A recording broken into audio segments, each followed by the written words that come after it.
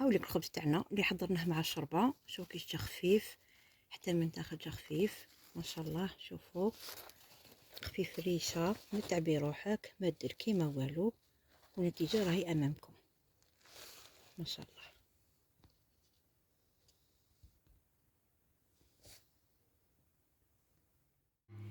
السلام عليكم، مرحبا بكم. ان شاء الله الفيديو تاع اليوم لقاكم بخير وعلى خير، وصحه رمضانكم والعقوبه كل عام ان شاء الله يا ربي. ان شاء الله تصوموا بصحه ولهنا.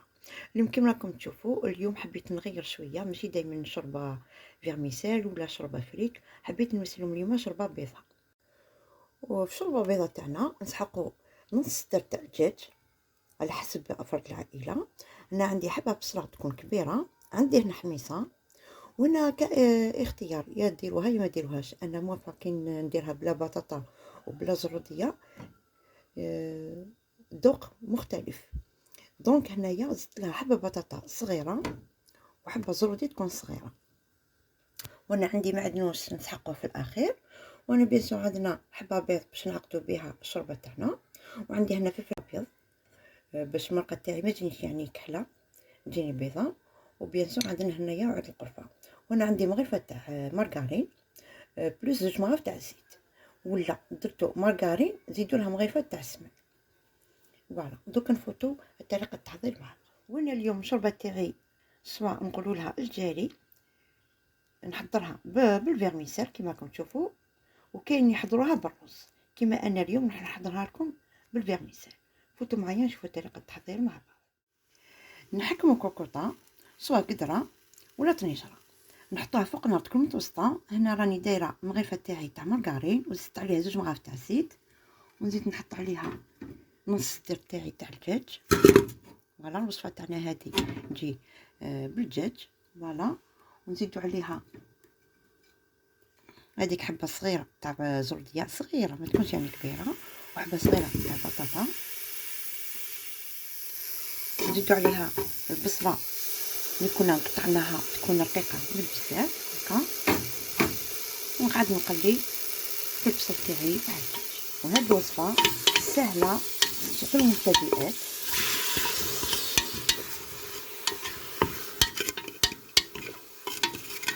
سهله بزاف كما قلت لكم، وكما قلت لكم في اول فيديو بعض المناطق يديروها بالرز وكاين يديروها بالفيرميسيل، تسمى كل واحد كيفاش يحب يحضرها. وكاين ما يديرولهاش يعني بطاطا وزروديه، يديروها غير بالدجاج. فوالا نقعد نقلب مليح الدجاج تاعي مع البصل. فوالا ونعاود فوالا هنا بعد ما بديت نقلي في البصل تاعي كما قلت لكم الدجاج. فوالا غير يبدا يدبل البصل تاعي، ونبدا نزيد لي زيبيس. والشوربه تاعنا هذه ما فيهاش يعني بزاف لي زيبيس، من غير القرفه كما قلت لكم تاع الحوت، باسكو علاه الشوربه تاعنا لازم تكون بيضاء. وعندنا فلفل ابيض. فوالا ونزيدو مغرفه صغيره تاع ملح، نزيدو نرمو كذلك الحميصه. فوالا ونمرقوها بالماء سخون. فوالا ونخلوها طيب.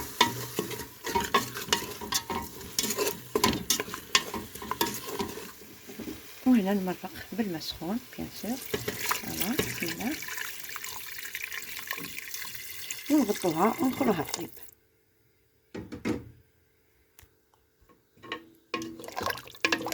عندنا غير الدجاج هو اللي يطيب، هذا ما كان.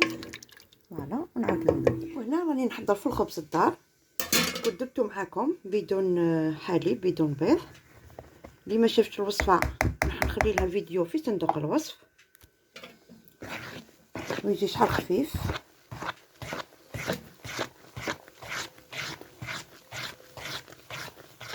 غير بالمغرفه كما راكم تشوفوا، ما نعجنو ما ندلكو.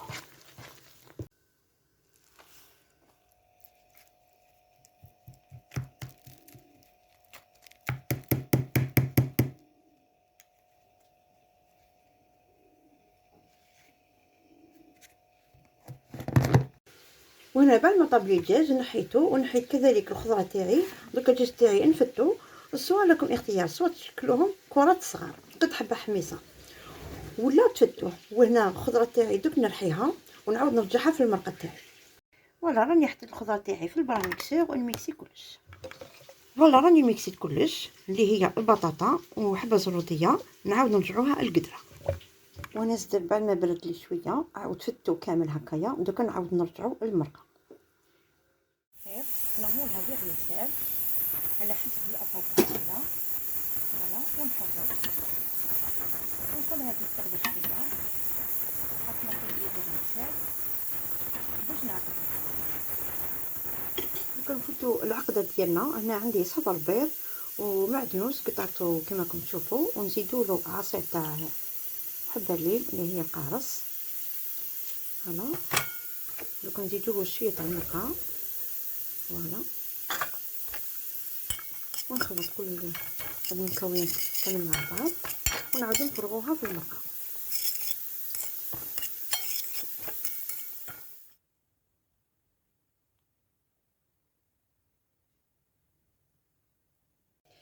ولا شوربه تاعنا اللي درناها مع بعض جات ولا ارواح. شوفوا القوام اللي نتحصر عليه، على بها زدت لها هذيك نص حبه تاع زرديه مع البطاطا باش تجينا شويه ثقيله. وهذه طريقه تاع ماني لا يلحمها ونفدرها هكا.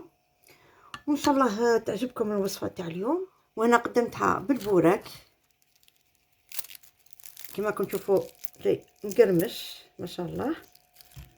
وانا بيان سور قدمتها مع الخبز تاع الدار، ودرته لكم في القناه. نحط لكم الرابط في صندوق الوصف، بدون بيض بدون حليب وبلا ما تدركي بلا ما تعيي روحك، غير بالمغرفه وانت كي درتي خبز ولا اروع كما كتشوفي بعينيك. وهنايا درت عصير تاع البرتقال. العصير تاع البرتقال كنت درت لكم كذلك في القناه. نحط لكم رابط في صندوق الوصف. ما بقى لي غير نقول لكم صحه فطوركم ونتلاقاو في ساعه الخير ان شاء الله، ومع السلامه.